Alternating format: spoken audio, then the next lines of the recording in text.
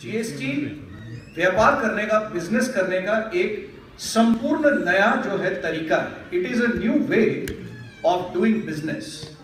और मैं चाहूंगा कि आप लोग इस चीज पे सोचें। एज बिजनेस ओनर्स, जो लोग बिजनेस चलाते हैं, ये बहुत जरूरी है कि आप इस कानून को समझें, इसके तौर तरीकों को खुद समझें और सिर्फ अपने चार्टर्ड अकाउंटेंट या अपने टैक्स कंसल्टेंट पे ही रिलाय ना करें। ये इस चीज में आपकी भलाई है, ये इस चीज पे आपको फायदा होगा, तो इसको सीखना जो है बहुत जरूरी है। इसके बाद हम बात करेंगे इस कानून का जो आपके बिजनेस पे जो है क्या इंप्लीकेशन है, ये आपके बिजनेस को कैसे इंपैक्ट करेगा। And last but not the least, सबसे अंत में हम बात करेंगे कि आपको क्या क्या चीजें वो करनी होगी जिससे आप अपने बिजनेस को जीएसटी की तरफ जो है ट्रांजिशन पे लेके जाए, जीएसटी की तरफ जो है आगे बढ़ेगा। लेकिन शुरू करने से पहले मैं ये जरूर कहूंगा कि जीएसटी एक टेक्नोलॉजी बेस्ड लॉ है। आज काफी समय तक सुबह से हम सब की ये बातचीत हो रही है। अभी हमारा एक पैनल था क्लाउड कंप्यूटिंग पे, वो भी टेक्नोलॉजी के बेसिस पे जो है चलता है। लेकिन जीएसटी एक कंप्लायंस का ऐसा कानून है जो फुल्ली टेक्नोलॉजी बेस्ड है। तो दोस्तों, आप में से वो जो आज अभी भी ये समझ और ये सोच में डूबे हुए हैं कि कागज के पन्ने से व्यापार चलेगा, जो कि आज का रिवाज है कि हम अपनी रिटर्न फाइल करेंगे 40 फॉर्म भर के। आज अगर हम देश में देखें, करीबन 29 राज्यों में वीएटी के लिए कुल मिला के 347 फॉर्म है अलग। आगे चल के ये फॉर्म्स नहीं रहेंगे और ये कानून जो है कंप्लीटली टेक्नोलॉजी ड्रिवन कानून है। तो इस कानून को अपनाने के लिए और अपने बिजनेस में लाने के लिए ये बहुत जरूरी है कि आप में से सब जो है टेक्नोलॉजी को अपनाएं, जीएसटीएन के बारे में समझे और ये समझे कि ये कानून जो है टेक्नोलॉजी कैसे यूज करता है आपके बिजनेस को कंप्लाई करने के लिए। तो आगे बढ़ते हैं दोस्तों। सबसे पहले कि जीएसटी क्या है और क्यों लागू होना है, क्यों इस कानून को लेके जो है सरकार आई है। और मेरे साथ स्टेज पे खड़े हैं मेरे सहकर्मी श्री तरुण कुमार, जो पंजाब राज्य के जो है टैली के अध्यक्ष हैं। वो भी मेरे को सपोर्ट करेंगे इस प्रेजेंटेशन में और आपको जो है बहुत सारी चीजों के बारे में और विस्तृत में जो है जानकारी देंगे। तो शुरू करते हैं। सबसे पहली बात कि गुड्स एंड सर्विसेज टैक्स क्या है। ये एक सिंगल यूनिफाइड टैक्स सिस्टम है, ये पूरे कंट्री में सिंगल टैक्स है। It is a one tax one nation, जिसके तरफ हम जो है बढ़ते चले जा रहे हैं। दूसरी बात, बहुत इंपॉर्टेंट चीज, आज हमारी पूरी इनडायरेक्ट टैक्सेशन जो है वो टैक्सेशन एट सोर्स है। जीएसटी जो है इज ए डेस्टिनेशन टैक्स, जहां पे वस्तु या सर्विस कंज्यूम होगा, टैक्स वहां पे लागू होगी, ना कि ओरिजिन में। तीसरी चीज, ये हर सप्लाई पे जो है लागू होगी। ये चीज समझना बहुत जरूरी है दोस्तों। सप्लाई, ये शब्द सप्लाई, जीएसटी के रेजिम में कोई मैन्युफैक्चरर नहीं है, कोई ट्रेडर नहीं है, कोई सर्विस प्रोवाइडर नहीं है, हम सब सप्लायर हैं। आप किसी को सप्लाई करते हो, वो आपका कस्टमर है। आपका कस्टमर किसी और को सप्लाई करता है, वो भी एक सप्लायर है। कोई मैन्युफैक्चरर, कोई ट्रेडर, कोई सर्विस प्रोवाइडर जो है नहीं है। चौथा बहुत इंपॉर्टेंट पॉइंट जो है वो ये कि सिर्फ वैल्यू जो ऐड किया जा रहा है चेन में, सिर्फ उसी पे टैक्स होगा। टैक्स ऑन टैक्स जो आज का पॉलिसी है वो नहीं होगा।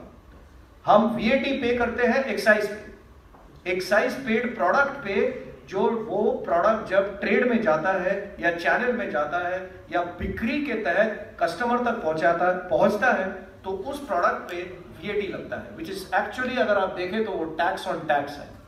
आगे चल के there will only be a single point taxation, और वो टैक्स पूरे चेन पे वैल्यू एडिशन पे जो है लागू होता रहेगा। And last but not the least, जितने भी आज के तारीख में इनडायरेक्ट टैक्सेस है, उसके बारे में हम आगे भी बात करेंगे, वो सारे टैक्सेस नहीं रहेंगे और उनके जगह पे सिर्फ एक ही टैक्स होगा, विच इज जीएसटी। आगे बढ़ते हैं। आज का मौजूदा टैक्स स्ट्रक्चर क्या है। अगर हम देखें मौजूदा टैक्स स्ट्रक्चर दो भागों में जो है इसको हम डिवाइड कर सकते हैं। एक तरफ जो टैक्स सेंट्रल गवर्नमेंट जो है लागू करती है उसमें सबसे बड़ा टैक्स है एक्साइज। दूसरा टैक्स जो स्टेट गवर्नमेंट लागू करती है जिसमें सबसे बड़ा टैक्स है वीएटी। उसके आगे सीएसटी जो इंटर स्टेट के लिए लागू होती है जिसपे आज हमको इनपुट टैक्स क्रेडिट नहीं मिलता है। उसके आगे परचेज टैक्स, सेस, अलग अलग तरीके के गवर्नमेंट्स जो है अलग अलग तरीके के जो है टैक्सेस, लोकल टैक्सेस जो है लागू करती है। कुछ स्टेट्स है हमारे जहाँ पे ऑक्ट्रॉय लगता है, एलबीटी लगता है, कुछ स्टेट्स है जहाँ पे नहीं लगता है। और अगर आप सेंट्रल गवर्नमेंट के टैक्सेस देखें तो काउंटर वेलिंग ड्यूटी है, स्पेशल एडिशनल ड्यूटी है, सर्विस टैक्स है, एक्साइज है। ये बड़े बड़े टैक्सेस जो है ये सारे जो है सेंट्रल गवर्नमेंट के खजाने में जाते हैं। आगे चल के जीएसटी में 3 तरीके के टैक्सेस होंगे। एक होगा सीजीएसटी जो कि सेंट्रल जीएसटी कहलाएगा। सीजीएसटी में जो भी टैक्स कोई भी पेमेंट करेगा वो टैक्स जो है डायरेक्टली सेंट्रल गवर्नमेंट के ट्रेजरी में जाएगा। दूसरा है एसजीएसटी जिसको स्टेट जीएसटी या स्टेट लेवल जीएसटी कहा जा रहा है। वो कर जो है वो कर सीधा डायरेक्टली जाएगा स्टेट जो राज्य है, जैसे पंजाब में हम आज बैठे हैं, पंजाब के ट्रेजरी में ये टैक्स जो है जाएगा। और एक तीसरा बहुत इंपॉर्टेंट टैक्स जो है इस स्लाइड पे आप देख रहे हैं जिसका नाम है आईजीएसटी। आईजीएसटी का मायने हुआ इंटीग्रेटेड जीएसटी। इंटीग्रेटेड जीएसटी का क्या मतलब है? इंटीग्रेटेड जीएसटी लागू होगा इंटरस्टेट सप्लाईज में। लेकिन इसकी खासियत क्या है? खासियत यह है कि आज तक हम इंटरस्टेट सप्लाई करते आए हैं सीएसटी पे। सीएसटी का रेट जो है कम सरकार ने इसलिए रखा है ताकि वो इनपुट टैक्स क्रेडिटेबल ना हो। और आज व्यापारी सीएसटी को जो है अपने खर्चे में लेके चलता है, अपने कॉस्ट स्ट्रक्चर में जो है लेके सीएसटी आगे बढ़ता है। लेकिन आगे चल के सबसे इंटरेस्टिंग बात यह है आईजीएसटी और सीजीएसटी प्लस एसजीएसटी सेम होगा, सेम रेट पे होगा। इसका असर आप पे क्या है? 2 तरीके के असर होंगे। एक ये कि आप as a manufacturer, as a supplier, as a trader आप भारत के किसी भी कोने में निश्चिंत होकर जो है व्यापार कर सकते हैं। आज अगर आप देखें तो हर स्टेट में वैट अलग है कि नहीं? यस? आगे चल के हर स्टेट में सीजीएसटी और एसजीएसटी लागू होगा और आप इंटरस्टेट सप्लाईज करेंगे आईजीएसटी जो कि इनपुट टैक्स क्रेडिटेबल है। तो आपके चेन में इंटरस्टेट सप्लाईज में जो भी आगे का वैल्यू एडिशन होगा उसका क्रेडिट आपका बिजनेस जो है अवेल कर सकता है। आपका बिजनेस और ज्यादा जो है कॉम्पिटिटिव हो जाएगा। तो ये बहुत इंपॉर्टेंट चेंज है सीजीएसटी, एसजीएसटी और आईजीएसटी में। इसके आगे हम चलते हैं कि सीजीएसटी में कौन से जो है टैक्सेस इंक्लूड हो जाएंगी, एसजीएसटी में कौन से टैक्सेस इंक्लूड होंगे और आईजीएसटी में क्या है। तो ये ज्यादा मुश्किल नहीं है इसको समझना। सीजीएसटी में मतलब मिसाल के तौर पे अगर देखी जाए तो ऑब्वियस है कि जो सेंट्रल गवर्नमेंट की टैक्सेस है वो सारी जो है सीजीएसटी में जो है सब्ज्यूम हो जाएगी। जो स्टेट लेवल की जो टैक्सेस है वो सारे स्टेट जीएसटी में जो है सब्ज्यूम हो जाएगी। और जो इंटर स्टेट वाले जो ट्रांजैक्शंस के लिए टैक्सेस है, CST being the biggest one, सबसे बड़ा जो है उसमें सीएसटी है, वो सब्ज्यूम हो जाएगा आईजीएसटी, राइट। इसके आगे चलते हैं कि determination of charge. Determination of charge का क्या मतलब हुआ कि सीजीएसटी कब लागू होगा, एसजीएसटी कब लागू होगा और आईजीएसटी कब लागू होगा। तो एक बड़े ही सिंपल से डायग्राम से हमने कोशिश करा है आपको इस चीज को समझाने के लिए कि मिसाल के तौर पे अगर आप पंजाब के बिजनेसमैन हो, पंजाब में आपका फैक्ट्री है, पंजाब में आपका वेयर हाउस है, पंजाब में आपकी मैन्युफैक्चरिंग यूनिट है, पंजाब में आपका इंपोर्ट का जो है कारोबार है, जो भी है, तो प्लेस ऑफ सप्लाई दोस्तों बहुत अहमियत रखती है। Place of supply and place of sale. GST के रेजिम में आगे चल के आप देखेंगे कि प्लेस ऑफ सप्लाई बहुत बहुत इंपॉर्टेंट होने वाला है। क्यों? क्योंकि अगर आपका प्लेस ऑफ सप्लाई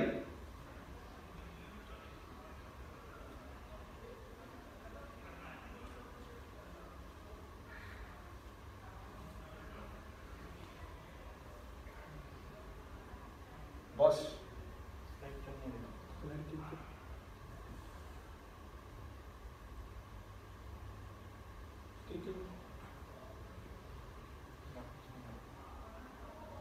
ग्राफिक्स नहीं है।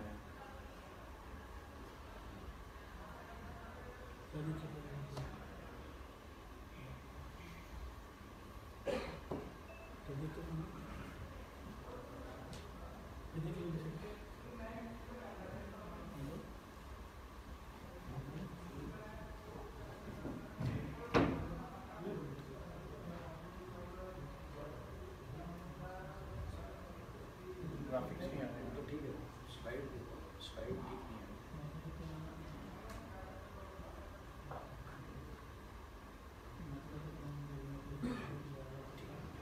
इसी में। तो CGST और SGST की बात कर रहे थे हम लोग।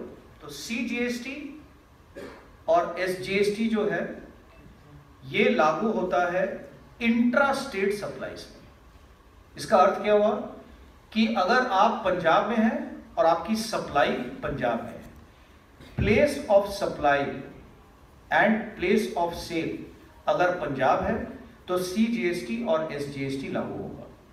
और अगर प्लेस ऑफ सप्लाई पंजाब है और अगर आपका प्लेस ऑफ सेल दिल्ली है, पंजाब का बहुत माल जो है, काफी सारा कारोबार दिल्ली के साथ होता है, तो तब जो है IGST लागू होगा।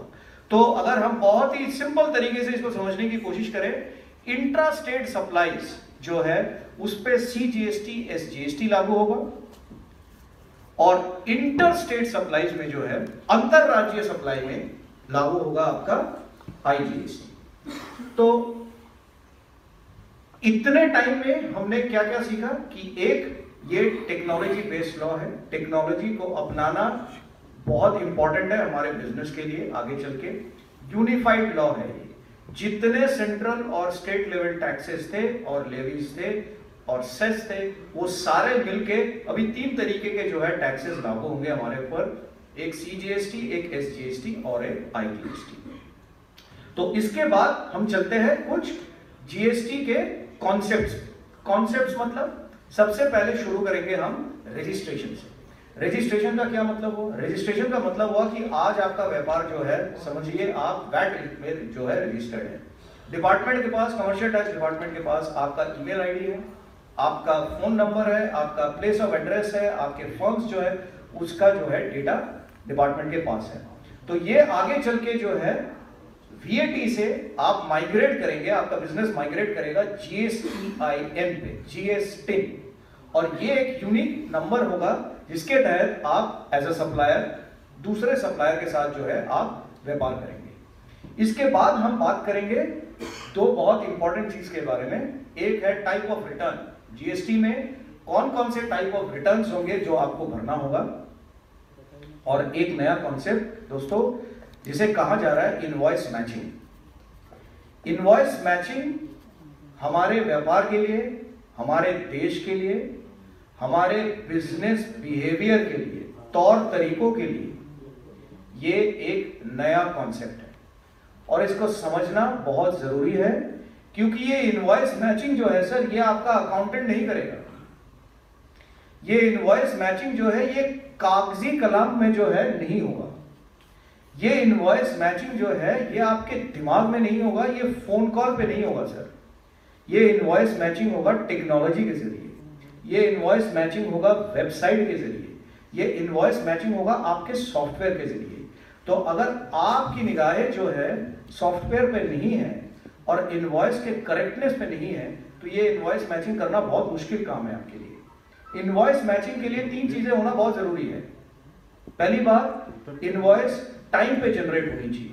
दूसरी बात, इनवॉइस कंप्लीटली जनरेट होनी चाहिए। तीसरी बात, इनवॉइस करेक्टली जनरेट होनी चाहिए। और हम आगे चल के देखेंगे कि ये इनवॉइस मैचिंग होगा कैसे, जो कि हमारे पूरे प्रेजेंटेशन का सबसे अहम स्लाइड है कि इनवॉइस मैचिंग का प्रोसेस और रिटर्न का प्रोसेस GST में कैसे, किस तरीके से जो है डिफाइन किया गया है, ताकि व्यापारी जो है टेक्नोलॉजी का यूज करे और अपनी इनवॉइस मैच कराए। क्योंकि दोस्तों जो इनवॉइस मैच नहीं होगा, बड़ा सीधा सरल हिसाब है GST का, उस इनवॉइस के लिए आपको इनपुट टैक्स का क्रेडिट नहीं मिलेगा। अगर हम ये मान के चले कि GST का रेट ज्यादातर कमोडिटीज के लिए 18% है, इस 18% इनपुट क्रेडिट को ना मिलने का जो इंपैक्ट है वो आपके बिजनेस में बहुत भारी पड़ेगा। अगर आपका कारोबार लंबा है, अगर आपका कारोबार ऐसा है कि जिसमें बहुत सारे ट्रांजैक्शंस हैं, अगर आप टेक्नोलॉजी को अडॉप्ट नहीं करोगे तो ये 18% का जो क्रेडिट आपको नहीं मिलेगा, ये आपके बिजनेस में बहुत भारी पड़ सकता है। तो इनवॉइस मैचिंग एक नया कॉन्सेप्ट है, इसको समझेंगे आप, थोड़ा और विस्तृत जानकारी हम देंगे। And last but not the least, input tax credit. यहाँ पे बैठे शायद सभी लोग जो है input tax credit avail either as CENVAT और एज VAT और whatever, even for the case of service tax. लेकिन दोस्तों ध्यान रखिए एक बहुत इंपॉर्टेंट चीज, सर ये टैक्स जो है, ये कानून जो है ना, ये पूरे चेन पे लागू होती है। ये आपके सप्लायर पे भी लागू है, आप पे भी लागू है, आपके कस्टमर पे भी लागू है। और सबसे मजेदार बात यह है कि अगर आपका सप्लायर कंप्लायंट नहीं है तो आपको इनपुट टैक्स क्रेडिट नहीं मिलेगा। अगर आप कंप्लायंट नहीं है, आपके कस्टमर को इनपुट टैक्स क्रेडिट नहीं मिलेगा। तो पूरे चेन को कंप्लायंट होना बहुत इंपॉर्टेंट है ताकि चेन इनपुट टैक्स क्रेडिट को यूटिलाइज कर सके। और ये क्रेडिट बैंक का क्रेडिट नहीं है सर, ये ऐसा नहीं है कि सरकार आपको रिफंड देगी, ये ऐसा नहीं है कि आप जाके डिपार्टमेंट के सामने जाके एक अर्जी देंगे कि जी मेरे पैसे कहाँ गए। ये प्रोविजनल क्रेडिट है, ये एक इलेक्ट्रॉनिक लेजर में रहेगा और आपके नेक्स्ट पेएबल टैक्स से जो है डिडक्ट होता रहेगा। तो ये बिजनेस कंटिन्यूटी के लिए बहुत इंपॉर्टेंट है और आपके सप्लायर्स और कस्टमर्स के लिए बहुत इंपॉर्टेंट है कि आप कंप्लायंट हो। और आपके कंप्लायंस और इनपुट टैक्स क्रेडिट के लिए और भी इंपॉर्टेंट है कि आपका सप्लायर जो है कंप्लायंट हो। तो थोड़ी सी बातें हम करेंगे ये सारे टॉपिक्स पे। सबसे पहले हम चालू करेंगे रजिस्ट्रेशन पे। सरकार का ये मानना है कि अगर आपका बिजनेस समझिए कि नॉर्थ ईस्ट स्टेट में है और 26 नवंबर के बाद एक नोटिफिकेशन नया भी आया है कि 3 और स्टेट इसमें ऐड हो गए हैं, हिमाचल, उत्तराखंड और JNK। तो अगर आपका बिजनेस 10 लाख के ऊपर का है, एग्रीगेट बिजनेस, मतलब आपके फर्म 20 हो सकते हैं, लेकिन अगर 20 का जो है टर्नओवर 10 लाख के ऊपर है तो आपको GSTN में कंपल्सरीली जो है रजिस्टर करना पड़ेगा। बाकी राज्यों में ये वैल्यू जो है 20 लाख है। अगर आपका एग्रीगेट टर्नओवर 50 लाख से ऊपर है तो सरकार आपको बोल रही है कि आप एज ए रेगुलर डीलर जो है खुद को रजिस्टर करें, not as a composite dealer. Registration का प्रोसेस क्या है? रजिस्ट्रेशन का प्रोसेस ये है कि हर स्टेट में रजिस्ट्रेशन का एक नोटिफिकेशन आएगा, अखबारों में आएगा, आपकी ईमेल आईडी में आएगा। बहुत हमारे छोटे व्यापारी है, आपके सप्लायर्स होंगे, वेंडर्स होंगे जिनके साथ आप काम करते हैं, जो खुद जो है ईमेल इस्तेमाल करना नहीं जानते हैं, वो अपने टैक्स कंसल्टेंट या अपने चार्टर्ड अकाउंटेंट से जो है अपना सारा टैक्स का कारोबार जो है आज के तारीख में उनका चल रहा है। दोस्तों ध्यान रखिए कि डिपार्टमेंट आपसे ईमेल के जरिए जो है कम्युनिकेट करेगी। और ये बोलना बहुत आसान है लेकिन हकीकत में ये बात होती नहीं है, लोग अपना ईमेल एक्सेस नहीं करते हैं। लेकिन आगे चल के डिपार्टमेंट आपको एक मौका दे रही है कि आप अपना जो है बिजनेस डेटा डिपार्टमेंट में अपडेट करें ताकि the department can stay in touch with you, आपके साथ कांटेक्ट में डिपार्टमेंट रह सके ताकि आप टाइम पे जो है रिटर्न अपना फाइल करें। क्योंकि टाइम पे रिटर्न फाइल नहीं करेंगे उसका भी एक जो है इम्प्लीकेशन है आपके बिजनेस पे। दूसरी बात कि जो भी आपके अलग अलग, अगर समझ लीजिए कि बिजनेसेस अलग अलग हैं, राइट। आप फॉर एग्जांपल आपकी मैन्युफैक्चरिंग भी है, आपकी ट्रेडिंग भी है, या आप दो अलग अलग तरीके की जो है बिजनेस करते हो। कहीं पे आप साइकिल पार्ट्स का बिजनेस करते हो तो कहीं पे आप कपड़े का बिजनेस करते हो। तो इनको सरकार कंसिडर करेगी एज बिजनेस वर्टिकल और हर बिजनेस वर्टिकल का जो है एक अलग जो है रजिस्ट्रेशन आपको करना पड़ेगा। अगर आपके 5 मुल्कों में 5 प्रांतों में अलग अलग ऑफिसेज है, उनकी रजिस्ट्रेशन अलग होगी उस स्टेट में, राइट। और अगर आपका बिजनेस का टर्नओवर जो वहां पे लिमिट्स हमने दिखाए थे 10 और 20 लाख वाले, उसके नीचे अगर हो तो रजिस्ट्रेशन आपके लिए जो है ऑप्शनल होगा। सरकार आपको ये आगे पकड़ेगी नहीं कि आप जो है जबरदस्ती जो है जाके रजिस्ट्रेशन कराएं। अब एक बहुत इंपॉर्टेंट चीज कि ये GSTN नंबर एक्चुअली है क्या, और ये समझना भी बहुत इंपॉर्टेंट है कि दोस्तों GSTN नंबर जो है इसमें 13 डिजिट है, जिसमें बीच के 8 डिजिट अगर आप देखें वो आपके पैन नंबर से जुड़ा हुआ है, वो आपके पैन नंबर से जुड़ा हुआ है। जो लास्ट 3 डिजिट्स है वो जीएसटीएन के सिस्टम जनरेटेड डिजिट्स होंगे और जो पहले 2 कोड है वो पंजाब का कोड है, राइट। तो आपका पैन नंबर अपडेटेड होना चाहिए ताकि आपका जीएसटीएन नंबर जो है ऑटोमेटिकली अपडेटेड हो जाए। पिछले साल सारे डिपार्टमेंट्स, जितने भी कमर्शियल टैक्स डिपार्टमेंट्स है, सभी कमिश्नर्स को बोला गया था कि पैन नंबर जो है रिवैलिडेट करवाएं। आई एम श्योर कि मैं कॉन्फिडेंटली कह सकता हूं कि आप में से बहुत लोगों ने जो है अपना शायद पैन नंबर भी जो है दोबारा डिपार्टमेंट से जो है डिपार्टमेंट के साथ मिलके जो है अपने वैलिडेशन करवाया। छोटे व्यापारियों ने तो बहुत पैमाने में जो है वैलिडेशन करवाया। इस वैलिडेशन का एक ही मकसद था कि जब पैन नंबर और जीएसटीएन नंबर एक यूनिक कोड होगा बिजनेस का, इसी पे जो है रिटर्न्स आपकी कैलकुलेट की जाएगी।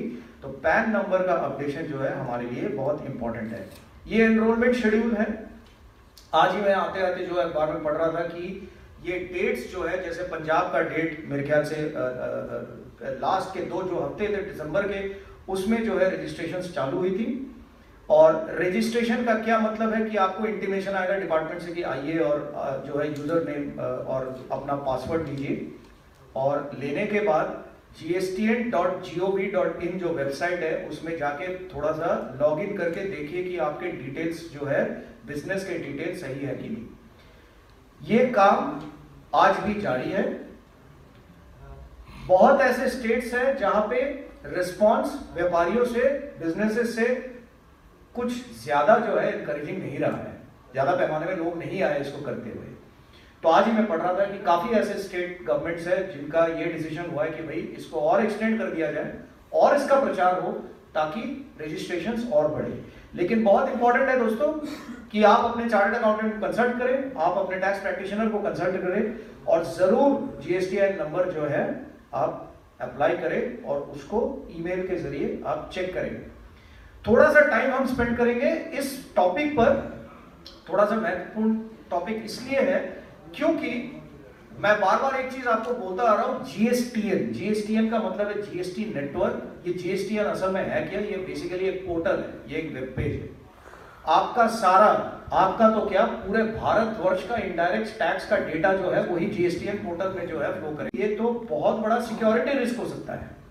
तो सरकार का ये मानना है कि हम एज गवर्नमेंट ऑफ इंडिया व्यापारियों को, बिजनेसेस को, एंटरप्रेन्योर्स को, कंपनीज को एनकरेज नहीं करना चाहते कि वो डायरेक्टली आके जीएसटीएन से इंटरेक्ट करें। तो सरकार ने क्या सोचा कि बिजनेस और जीएसटीएन के बीच में एक लेयर जो है उन्होंने क्रिएट करा, एक सर्विस एंटिटी उन्होंने क्रिएट करा जिसको कहा जाता है जीएसटी सुविधा प्रोवाइडर, शॉर्ट में जीएसपी।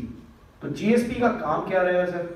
अगर आप आज जीएसटीएन के पोर्टल पे जाएंगे, 34 कंपनियां, 450 कंपनी ने जो है एप्लीकेशन डाला था, उसमें से 34 कंपनियां जो है उनको क्वालिफाई किया गया है एज जीएसपी।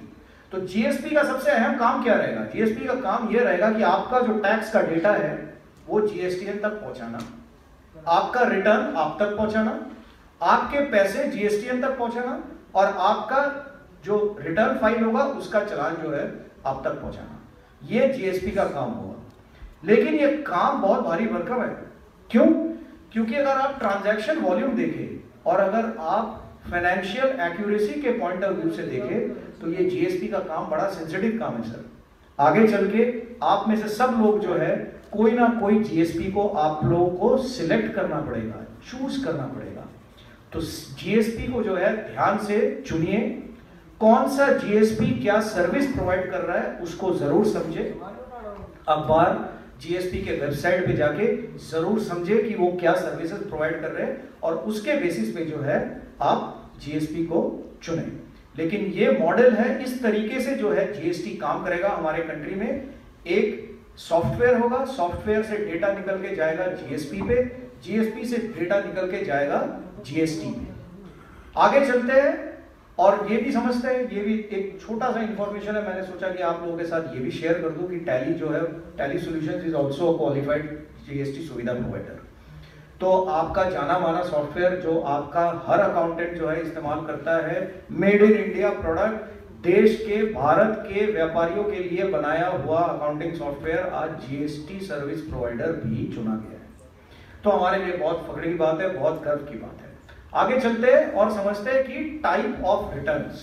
तो टाइप ऑफ रिटर्न्स में ये थोड़ा टेक्निकल मामला है, तो हमारे जो एक्सपर्ट है यहाँ पे खड़े हुए तरुण जी से समझेंगे कि टाइप ऑफ रिटर्न्स कौन कौन से हैं रेगुलर डीलर के लिए, क्योंकि ध्यान रखिएगा कॉम्पोजिट डीलर अभी भी जो है एग्रीगेट लेवल पे अपना टैक्स फाइल करेगा, लेकिन रेगुलर डीलर के लिए टाइप ऑफ रिटर्न्स कौन कौन सी है।